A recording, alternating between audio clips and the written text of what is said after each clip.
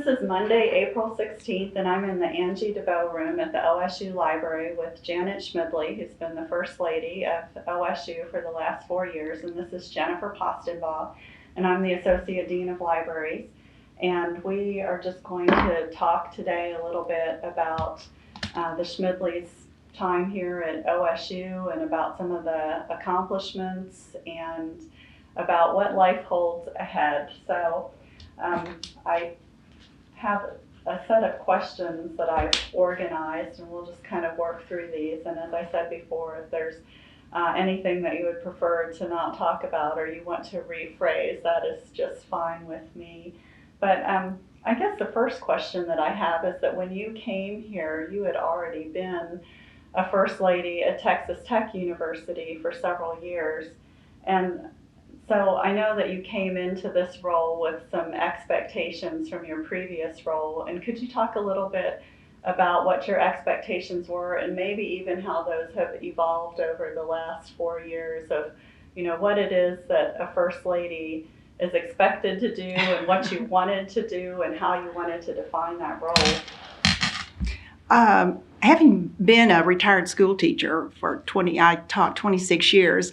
My whole career dealt with youth and children and being involved with them, and then our own 2 children. And so everything that I had done at Texas Tech really revolved around the students and where I wanted to go with the students and everything. And since that is my expertise, I decided that's where I usually go. That's what I know best.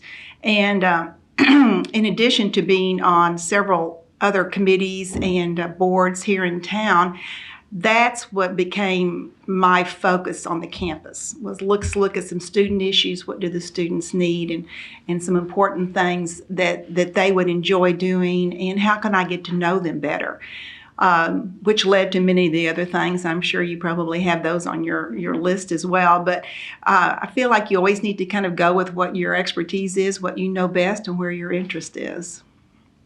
Well, I know that, I guess I'm going to jump ahead to one of the questions because you've given me such a perfect lead into it.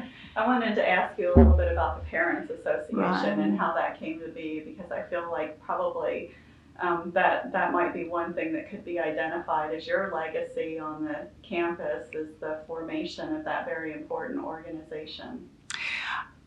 Actually, I hope it is. I really do, because I feel like it's such an important step for every major university to have, is a strong involvement of the parents of their students. All the research lately and in the last few years has shown the involvement of parents with their students now. You know, back in the late 60s and 70s, the students were pushing their parents away, and now the pendulum has gone back the other way with cell phones and emails and all of the internet and all of that. Students are in touch with their parents 2 and 3 times a day. That is a known fact. It's documented. The parents are paying so much more now for education. They want to be involved. They want to be a part of that. Also, I had many parents say, you know, all through school and high school and grade school, I was always involved with my child. Why should I just all of a sudden shut the door and not be involved anymore? It was just left a void. So knowing that OSU had a strong Greek society here, which is wonderful. They have Mom's Day and Dad's Day, and that is Right. Parents are very involved with the Greeks, but there are a lot of students that do not belong to the Greek sororities and fraternities.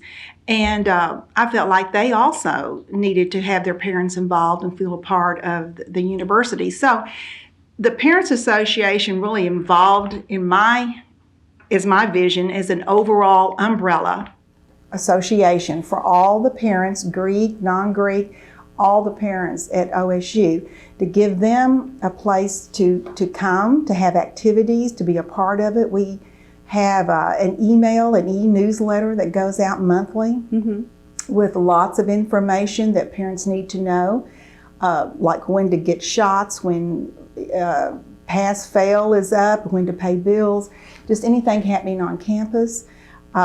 Tents prior to football games where parents can stop by and gather and get to know each other, family weekend, giving them a sense of belonging to the university as well. We have a lot of first generation students here, so we have a lot of parents that maybe did not go to OSU or any university. So this gives them a sense of belonging and a place to go. And when their child wants to go off and be with their friends, they still have something to do. Right. Another thing that we started was called the Posse Pit Stop. I was going to ask you about that. Yeah, that's a great program. Well, this came about because one of our board members we were just talking about what can we do? What is something that we can really do? What do parents want? And of course, number one is we want our children to be safe. And there was an unfortunate situation at another university where there was an accident due to a car that was not in tip-top condition. And there was an injury and all of that. So as we were talking and evolving, you thought, if students could have their cars checked prior to their major breaks to know that there's not anything significant wrong with their car, then, because Oklahoma has a lot of, especially out in western Oklahoma, where there are few and far between towns. That's right. If a car broke down or something, it would be difficult. So, right. And some of those places, you'd be lucky to even get a cell phone signal to call AAA. Absolutely, exactly, exactly. And so, let's come up with what we can do for that. So, by going to some of our garages and car dealerships, we had got them to agree to free of charge inspect student cars. Just general inspection of the hoses and the belts and the water and all of that, with just showing their ID. Mm-hmm. And so students can continue to do that. And I have had personal emails from students that have lived out of state and are in all across Oklahoma, down into Texas, that have actually used this and have emailed back saying, thank you so very much. They found a problem. I even had a girl tell me that the dealership found a problem with her car. She didn't have the money to fix it, and they fixed it for her. Oh, so, that's really nice. That's the cowboy spirit. That's what OSU is about. If I'd been here longer, we were going to really expand it and all across, Tulsa, down in Oklahoma City, and have the Posse Pit Stops all across Oklahoma. Also, because if they do have a problem, then they would have a list of dealerships that they might call wherever they were that would come help them out, as you said, in western Oklahoma or someplace. But right. Anyway, so I'm proud of that. I think that is a worthwhile, and actually that has been documented and put in newspapers and presented at other parent association meetings across the United States. Oh, okay. It's something that they might want to consider adopting. Right. What a great idea. And I feel good about our organization, even though it's young. Fran Gregg, who is the coordinator, has attended many conferences where they talk about the parents groups and whatever, and comes back with a lot of ideas, and so many of them we've already been doing. Mm-hmm. So that makes us feel good that we are either ahead of the game or we're on top of it and we're meeting the needs of our parents. And another goal of the organization is to have a parent club in all of our counties in Oklahoma, which we are growing. We already have one down in Texas. Mm-hmm. And in fact, our president of the Parent Association is the head of the parent club in Texas. So it's expanding and it's doing well. That's great. You can tell I'm enthusiastic about it. Well, I think that it was something that was long overdue here, and I came here from the Big Ten, where a lot of Big Ten schools have parents associations that were really active in supporting different things. And like I know at Wisconsin and Indiana, they were really involved in supporting the library. And so I was really surprised when I got here that there just wasn't an organization like this. So I'm so glad that has come about, because it's so many different groups benefit already and will continue to benefit as it grows. And as I haven't said, it's that one of the very first things, my allergies, one of the first things that we did as an organization or association was to give scholarships. Mm-hmm. And we give students, every year they give student scholarships. They give a stipend to a faculty member and to a staff member, because the parents felt so so greatly that their students would not be successful if it were not for the faculty and staff that help them. So scholarships are given, and that's one of the main focuses as well of the Parents Association. That's great. Yeah, I had seen the list of recipients from last year, and I was really surprised when I saw that a faculty member and a staff member had received a stipend. That's very nice recognition. Well, we started a steering committee, the original steering board committee, and they kind of laid out what they wanted to see. And Danny Stith, many people know Danny is a great OSU alum. He really did spearhead that, and so everything that has been done really has been from the parents themselves, what they wanted.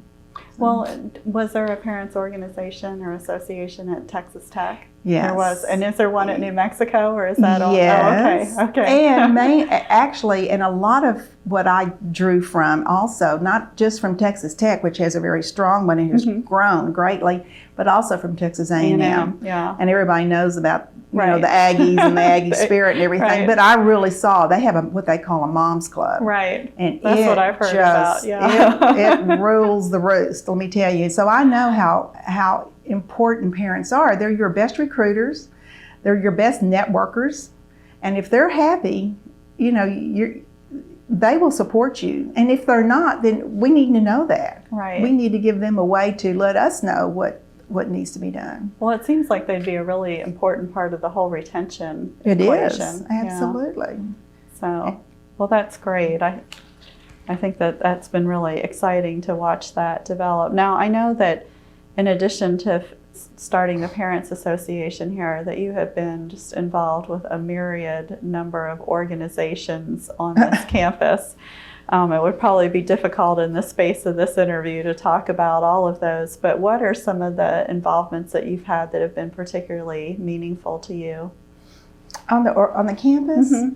Well, as I said, I really enjoy being with the students. I like being with the student government leaders, and we went actually Saturday night, we drove to Ponca City for the wedding of a past Student Government Association president, Lauren Denton. Oh, she got married? She got married. Oh, how wonderful. Gorgeous wedding. A year ago, we promised her we would be at her wedding. Well, that's and good. So promises are promises. And we drove up there. But having said that, it was wonderful because not only did we see beautiful Lauren get married, but Joe St. John, another past president, drove in from Tulsa, and Wei Lee from Oklahoma City, who was president when we first came. Okay. And they had come to her wedding. And so it was really a great reunion to see all the past presidents. And, it's always hard when you come to a new university for people to accept you and to get to know you for who you are. And, it's not like you're just coming in. Everybody knows you, but you don't know anybody. And these student leaders were so helpful to us and so good that I truly appreciate them. I loved working with Kit Sampson and Campus Life. Kit is just the best. And I laughed at him. I said, Kit, don't you dare call University of New Mexico and tell them to hide if they see me walking down the hall. Because every time I would see Kent, I would come up with a new idea. But he was always so wonderful to say, all right, let's do it. Let's do it. David and I were involved in so much of the walk around and the lights on Stillwater. I think this is the first administration that actually had tables set up and did handouts for lights on Stillwater. I remember giving flashlights and little one time, and President's office focuses on students. And last year we gave out water, and which is always appreciated when it's so hot out there. And I think it said quenching the thirst for knowledge. The President's How office, cute. So I think this is the first administration that really got involved with that. And we enjoyed that, and of course all the athletic events involved. Well, I know that one of the things that I think was started in this administration was the President's Posse. Yes. And can you tell me a little bit about that? Because I know they were involved in so many events that the two of you did. Right. Well, here again, having been at other universities is nice because you can pick and choose the good right. that you want to bring with you. And Texas Tech had it, and of course Texas A&M also had this, but every major university does have an ambassador group that represents the president or chancellor's office. And we had them at both other universities, and so I wanted to have one here. And it spun off the Student Alumni Board because they were the ones that gave the tours, and I knew they knew everything about the campus. They also were good students that could handle extra duties and activities. But I wanted it to be more diversified, so we opened it up to applications and interview process. And we called it the President's Posse, because the posse member rides with the president.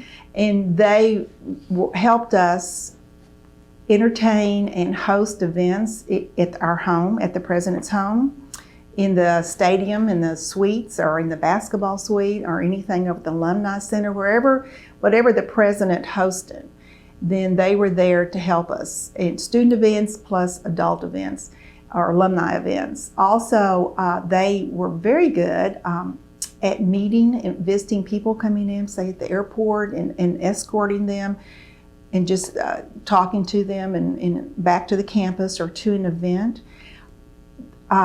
We had meetings, monthly meetings, where they would sign up, and they had requirements. They had to work 2 events per semester. We had little thank you cards, President's Posse, on them. And so when they met someone very important, or one of our wonderful donors, or just an alum, that next meeting they would sit and just write a short little note, just a personal contact from a student. And that's a really nice touch. It is, and so many of our alums, and just special that a student would take time to do that. But this was networking for them too. Absolutely. I was thinking, what a fabulous opportunity. I'm telling you, and that's what I've told them. We also had the first meeting after they were selected. We had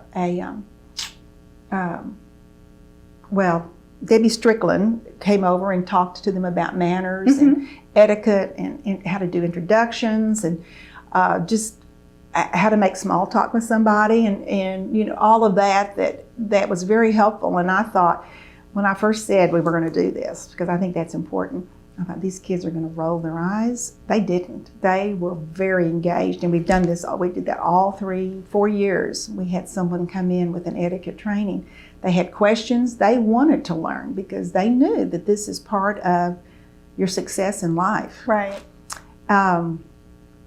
So that, I'm a little frustrated now, because the interviews were to be this spring, and since we're not president anymore, the kids were not sure how that was going to work out. And so last year we had 56 applications, and we could only take 40 maximum. This year we did not get enough applications because everything was in limbo. And so I don't know what the new president's going to do. That's one of the things you have to accept when you leave. Right. Some things survive, some things don't. Right. I'm really hoping that whoever comes in will see the importance of this and start it up again, and try to get it to grow, because I think it's important, but who knows? Right. Well, typically, how many years would a student participate in this? We only took juniors and seniors. Okay. So 2 years, 2 years would be the maximum. Right. Okay. We only did junior. So at the end of their sophomore year, they applied, and then they could do it junior and senior year. Okay. And one of the nice things that they got from that is that they would, at the end of when they graduated, they would have a nice letter of recommendation from the president if they were in good standing, right. which of course they are. But that's something a nice to perk. put in Is. a letter from the president. Yeah. And many of them have gone on to medical school and law school, and yes, David has written letters for them. Well, that's wonderful. So. Well, tell me about some of the experiences that you've had being involved with things either locally, off campus, or in the state, because I know that there are things that you have been involved in. Like I saw, just if you Google Janet Schmidly, it's amazing what you can. Is it really? I've never done that. what you can find. Really? As far as, well, because people put their newsletters online and their announcements about this and about that. So, that's just You might always need to real tell me. interesting. Honestly, truly, I have never Googled myself. I don't think I think a lot of people don't, but or you get curious when someone says, I Googled you, and I get calls out of the blue from people I haven't talked to in 20 years, and they're like, I Googled I know you. where you are. I know. I'm like, oh, that's kind of frightening. But It is. like, for instance, I had seen that you had been involved with starting up the Maya Gonzalez Foundation and some other things, and your involvement in United Way and in the Magic Empire Council of Girl Scouts. And so how do you, and I know that Ann Halligan before you also was just incredibly involved in the wider Oklahoma community. Mm-hmm. How do you pick and choose the things that you're going to be involved in? Well, here again, I try to narrow it down to what I know best, students. And on the Maya Gonzalez Foundation, I was a special ed teacher for 26 years. So that had a very special interest to me because of all of my years teaching special ed children and autistic children and Down syndrome and just education in general. And I knew about the RISE school. So when this came about, I said, I'm on board, count me in. And I'm so proud of Mary and Jimmy Gonzalez at how much they have worked and how organized they are, and it's going to happen. And I think what a coup that it could be here at Oklahoma State, in central Oklahoma. Absolutely. That is going to be a wonderful recruiting tool for many parents and for people in this area and in the whole entire state. And so that I'm going to miss. I will definitely keep up with it, but I'm going to miss being involved in that and seeing that incomplete and actually helping children. I was on the Stillwater Public Education Foundation board, and I enjoyed that greatly too, because I saw the other side of it. Having been a school teacher for so many years, I was down in the trenches, and it was wonderful for me to be able to give back from the other side, to help do the fundraisers, to help plan the recognitions and the grants and everything, and give back from the other side. Yeah, that must have been real satisfying. It was fun. And one year I was a teacher for the day, and I got to go to Sol Ross Elementary School and on principal for the day. I'm sorry, I got promoted. I was principal for the day, and walk around the school and everything, and it just felt so comfortable to be back on a campus again and with all those kids and everything. That was fun. Of course, I was going to be on the board of the Girl Scouts, and I had to resign from that. But I enjoy being the honorary chair for the years it was held here in Stillwater. Actually, I asked our interim president, Marlene Straith, to give a talk 2 years ago, I think. Oh, okay. And I wondered if you had, she was you were wonderful. The one that had made that happen. Yes, and I was so impressed. She just did a wonderful job talking about how a girl from a very small rural town, I think she said her graduating class had like 10 or 15 in it, and now, all the experience she's had because of her education, and now she's interim president of the university. Right. But anyway, I enjoyed that. I was also going to be on the Special Olympics, board of the Special Olympics, and had to resign from that. But people, it's amazing when they find out that you will work, and I never accepted a job or a position that I did not think I could work on. That's just me. If I did not have time to do something, then I'll say no, because if I say I'm going to be on something, then I'm going to do what's needed. And just like SPEF, on Taste of Stillwater, I will be there and pick up the tables and clean up and do it to the very end, because that's what I said I would do. So I had to kind of pick and choose and mainly do the things that I knew I could fulfill.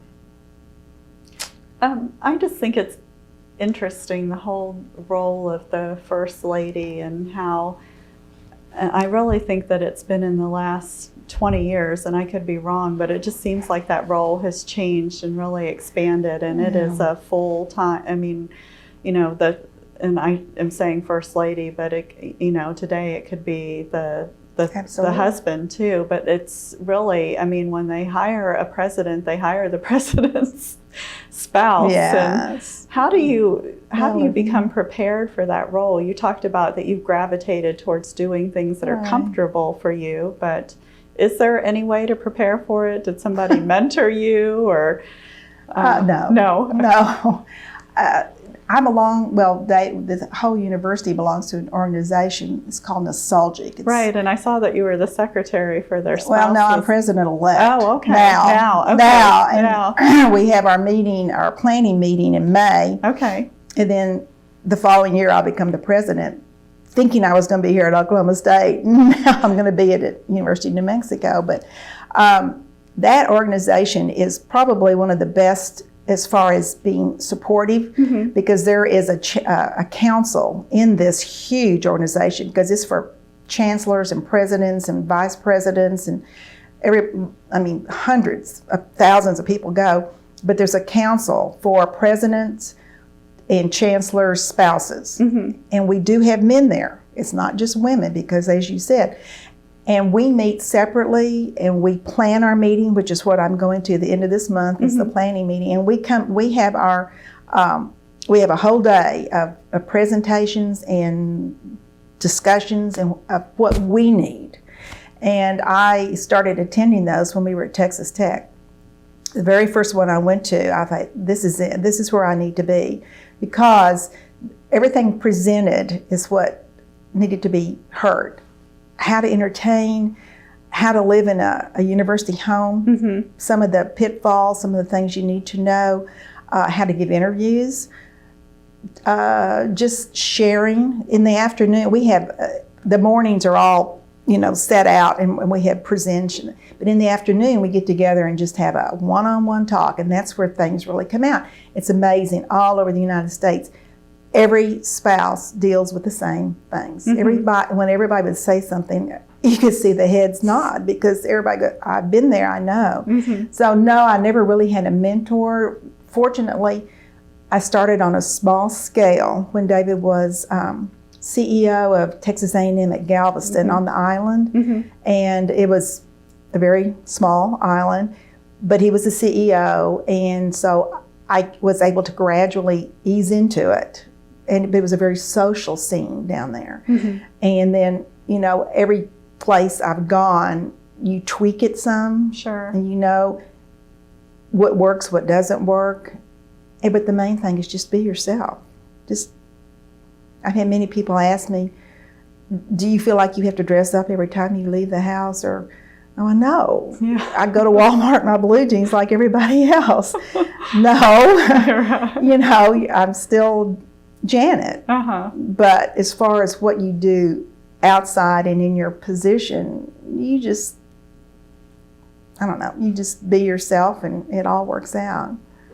So is the University of New Mexico part of Nostalgic? They're not state university. They're part? A state university. Right. They're not land grant, but they're state university, and they have always gone, and they've always had representation there. So I was asking David, I said, you got to tell me, because I'm president-elect. Are we going to continue participating, yes or no? Because I need to let this group know. Right.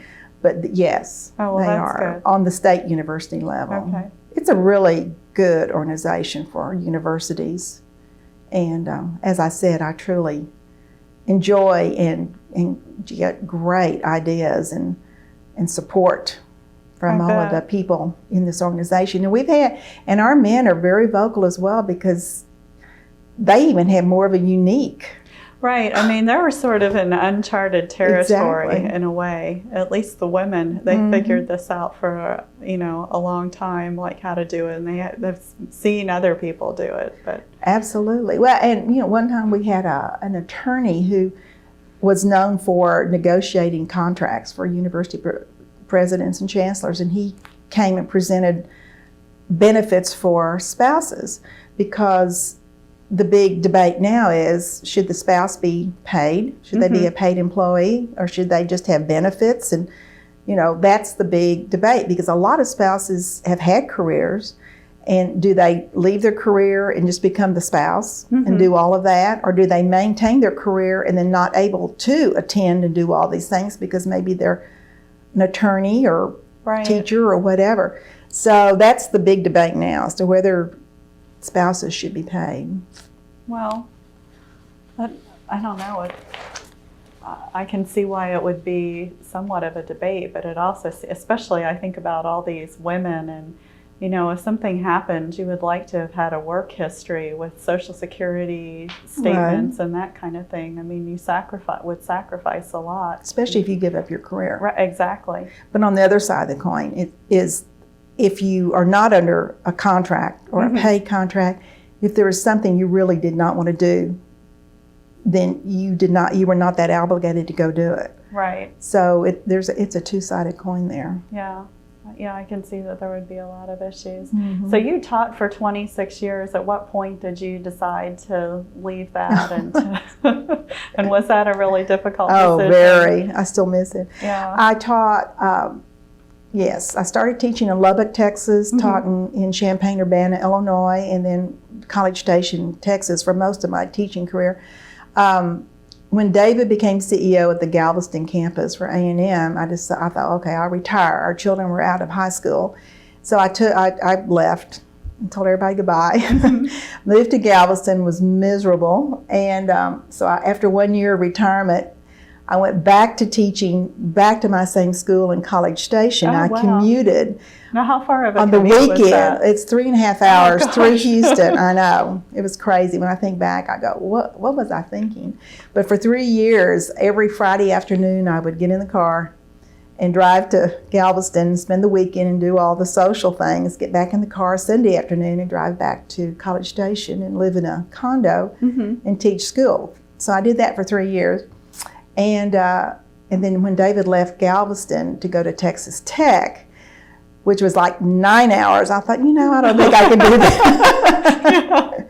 So I went, okay, I'm going to try retirement again. So I retired again and decided by that time I had enough years in that I could retire under the Texas teacher retirement. I actually worked for Texas Tech for 1 year to get 27 years into the system. I helped them write a grant for an area of the town of Lubbock that was going to get a lot of state money for programs for their youth. And we had this huge grant to write. So I directed the grant writing. So that gave me 1 more year into the system. Well, how did you decide on education as a career in the first place? Back then, there were not that many careers. You would be a secretary, a nurse, or a teacher. And I, of course, liked teaching, but there were not that many choices back then. And it fit well with the fact that David was going to go on and get a master's and a PhD and all of that. Sure. So you knew you'd always be in a community, too, that really valued education, which makes a big difference. And I knew I could always be near a university where I could go back and get another degree or get a certification or do whatever, which is what I did at A&M. I went back and got my special ed certification. So that helped. So how did you decide that you wanted to teach in that area? Because that just seems like such a challenging area. It just evolved. It did. You don't ever really totally plan out your life. I did regular education for many years, and an opening came up as a Chapter 1 teacher for remedial reading, and I took that and loved it, did that for 9 years, and then then got a certification for special ed, and then had a crisis room, which I truly enjoyed because I was able to reach all the children in the school, including we had some autistic children and some Downs children, and I think probably I was also in charge of discipline and for several years, which Lucky was you. unique. I know, and but it evolves. You don't really plan out. I was fortunate that I taught in a school right across really from Texas A&M. So we had really, and I wouldn't say the smartest students, but we had really good students whose parents knew how important education was. They were going to be involved. Exactly, and even though they were graduate student children and whatever, that was the focus. And then my teaching family were just like family. I'm an only child, and I don't have siblings, so my friends are very important to me, and I had the best of all principals and my teaching family. So every year I enjoyed every single year of it. Now, you're talking about your family, you don't have brothers or sisters, and you grew up in Texas? I was born in Missouri. I was born Missouri. in St. Joseph, Missouri, and I moved to Texas when I was a child and grew up in Dallas. And so you were you are a graduate of Texas Tech. Yes. But I had seen somewhere that because you had been a speaker at the Zeta Tau Alpha, I think, yes, event maybe last year, and it said that you were an alumni initiate at Texas A&M. Right. There. Right, okay. right. All right. Well, I just wanted to make sure because I thought you graduated from Texas Tech, but okay.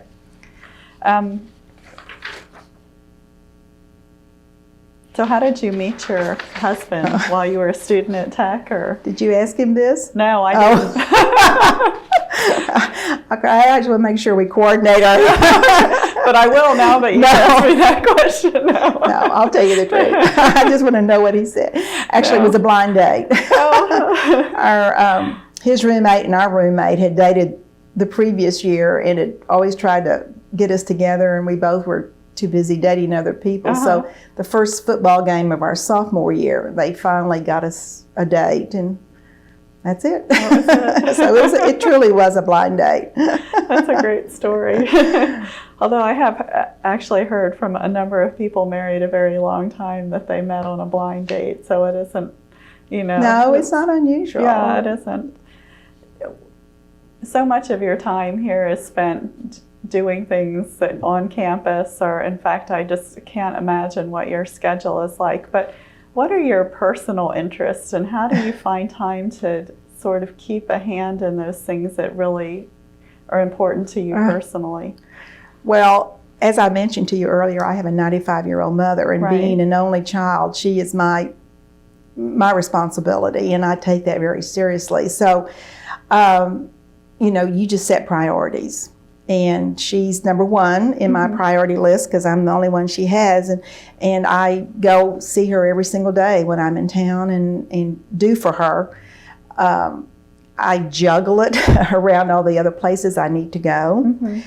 Fortunately, David is very understanding and allows me to do what I need to do. So she's number one right now.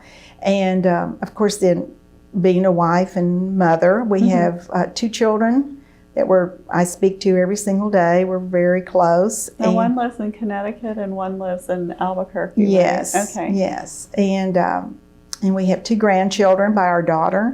And so we're just a connected family. And I always try to think, if I had to make a decision about which to choose, do I do a family thing or do I do a university thing, or who's asking me to do this and that, I try to stop and think, and I don't know if this is right or not, but I always think, 15 years from now, which is going to remember where I was the most? That's right. Is it going to be my granddaughter? We're going to her dance recital Thursday. Is it going to be my granddaughter, or is it going to be 200 people at an event? And that's the bottom line.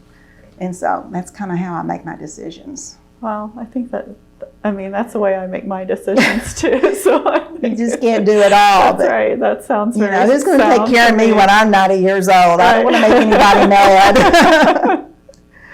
Well, do you have any hobbies that you... Oh, I love to read. I love to garden.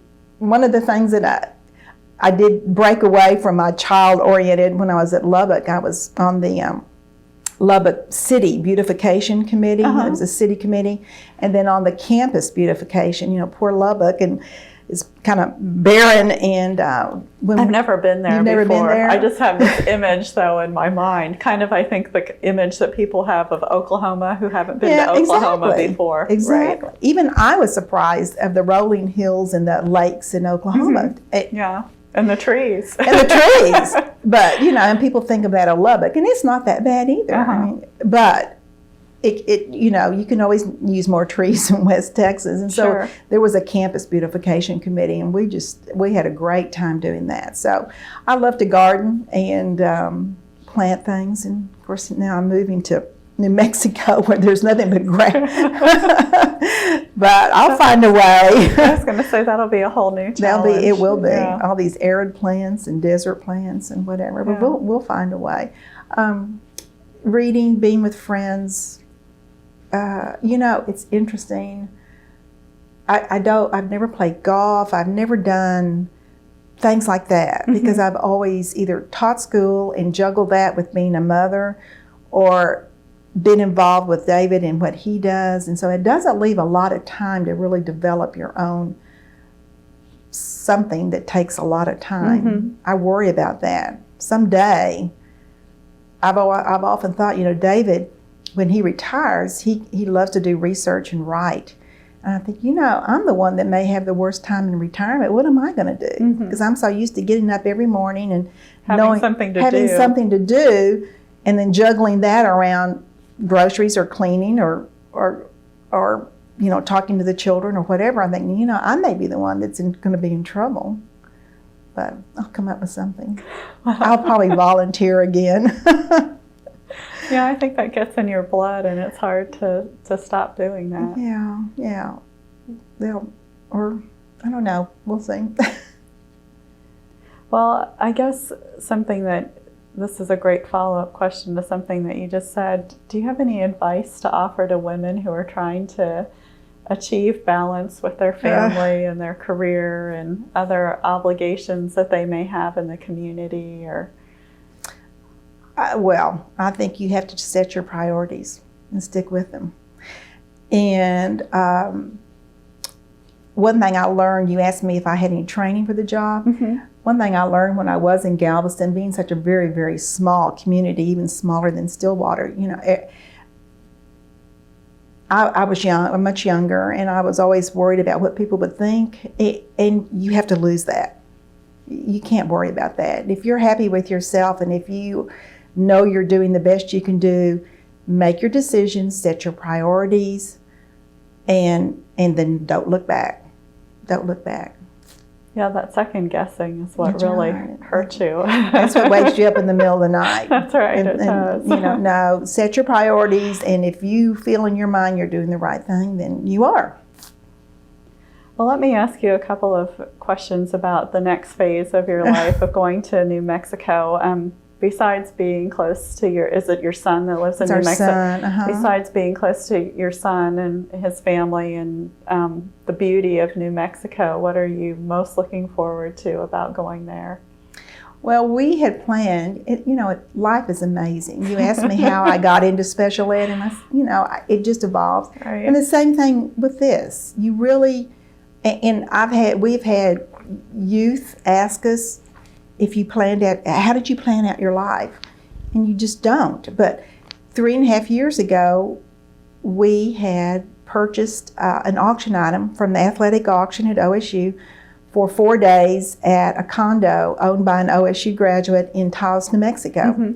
So we took some friends and we were out there. And as we were driving back to the airport in Albuquerque, we had some other friends in Placitas, which is between Santa Fe and Albuquerque. Let's stop off and see them. So we did. Well, there was a house for sale. We went, oh, that house is fantastic. It was all adobe and pitched roof and all that. And we kind of looked at it, came back home, talked about it. And at that time, we did not own a home. And so we went back out a couple of weeks later and looked at it again and bought it. Well, and you were lucky it was still on the market. Exactly. And so we thought, this is a great place to vacation and have our children come here because they love to ski, they love to backpack. Santa Fe is just 35 miles north. There's just so much to do here because when our children come home, it's not home to them because they didn't grow up here. So we wanted to find a place where they would want to come see us, plus have things to do. So we bought the house and have used it since then for vacations and thinking retirement down the road. Well, and things evolved and look what happened. So one of the things that I think is that I'm going to enjoy is, number one, being there before retirement to give us an opportunity to meet a lot of people. Right. And when you retire, it's so much harder to get out in the community and meet people. Well, now we're going to have that network of people and friends and knowledge of the state and knowledge of all the important history of New Mexico, because like Oklahoma and Texas, New Mexico is rich in history. And so I'm looking forward to that. So will you be able to live in that home while you're there, or We're will you gonna- have to live closer to Well, we're going to do campus? both. Both, okay. Actually, we're going to do both, and we're going to put our things in both places because the house already has quite a few things in it because we've been going out there. So we're going to put some things at the campus house. The University of New Mexico has a historic adobe house on campus, which is just lovely, and we'll put some of our private things upstairs and use that for when we're in the city, late nights or early morning meetings or whatever. And then also use our house for whenever we can get out there, because it's about 25 miles north of Albuquerque. So we'll juggle back and forth. And you'll just have to remember what stuff is at what Well, house. I know. I've kind of been doing that anyway. So yeah. Is it difficult at all to get excited about being a first lady for the third time? Yes. I just wondered about that, like how you would gear up to do that again. And, everybody expects you to come in excited, and they'll expect you to hit the ground running because of all your previous experience. And that almost seems like more pressure, maybe. Actually, there was more pressure, and I probably shouldn't even say this, but there was more pressure coming here because Ann Halligan was such a wonderful first lady, and everyone loved her so much that when I came, I had 3 different groups ask me point blank, "Are you going to be as nice as Mrs. Halligan?" Oh my gosh! Yes. And so I almost told David, I'm not going to do this because I felt like I was just being set up for failure. Yeah. And so I think the pressure was even more coming here because she's just such a wonderful person. And Ann and I had been friends through this nostalgic organization for many, many years. But I just thought, oh my goodness, I'm constantly going to be compared to Ann. And I probably am. But University of New Mexico they've had quite a few turnover of presidents and spouses, and their last few have not been real involved. So I don't have I'm going in kind of being able to do my own thing and to be as involved as I want to. There's not that high expectation that there was here. Well, that's great, but I'm glad that you didn't shrink from being involved here because you've done some really important things here. Thank you. Yeah. But here again, you have to just be yourself and do what you think is the right thing to do, and don't look back. Right. Is there any advice that you would have for a spouse of a person who's just accepted a position as a university or college president? It's interesting because I think of Marlene Straight that she's newly married. Right. And her husband is wonderful. He is just a fantastic man. And I think of John, Did he know what he was getting himself into? I'm sure he didn't because this happened. When they get married in October, I think. Right. And who knew? We didn't know. Who knew? And like I've said so many times, you just go in and feel your way through it, do what's comfortable for you, be supportive of your spouse because there are good days and bad days, and keep your chin up, keep a smile on your face, and because it all works out.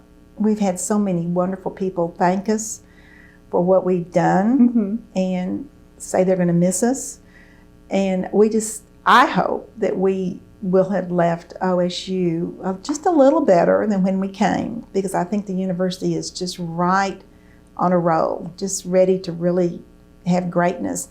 And I really feel like David came in and dug through some of that stuff that needed to be done and has OSU ready to go. Yeah, he did some of the hard stuff that had to be done. Right. That some people didn't like. Take the knocks, take the hits, keep a smile on your face, and let me tell you, he really did a good job.